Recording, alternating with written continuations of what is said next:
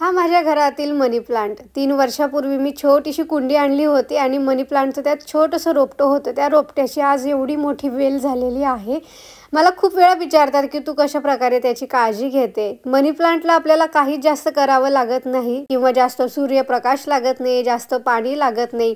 कमी खर्चामध्ये आपलं घर छान ग्रीन करतो मनी प्लांट आणि त्याच्यासोबतच एका मनी प्लांटपासून तुम्ही खूप सारी रोपंही तयार करू शकता.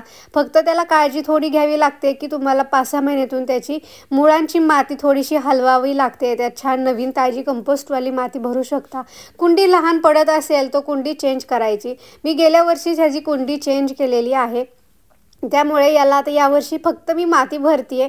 थोडंसं खतही घातलेलं आहे, कंपोस्ट खत, जेणेकरून त्याला छान म्हणजे की अजून वाढीस मदत होते, त्याला खाऊ मिळाला की. आणि मी आणलं होतं वेल तेव्हा अशा प्रकारे हँगिंगवाली कुंडी आणली होती. नंतरनं लक्षात आलं जशी जशी वेल वाढू लागली की अरे आपण ह्या पोलवरती याला छान लावू शकतो. आणि आज बघता बघता त्याचा छान मंडप तयार झालेला आहे दारामध्ये.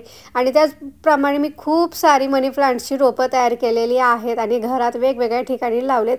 रोपटी तयार करताना तुम्हाला काही नाही, फक्त एक कटिंग करायची, एक छोटीशी फांदी कट करून घ्यायची, ती तुम्ही पाण्यामध्ये घालून ठेवू शकता एखाद्या बाटलीमध्ये वगैरे आणि त्याला छान मुळं फुटली की मातीमध्ये तुम्ही ती लावू शकता.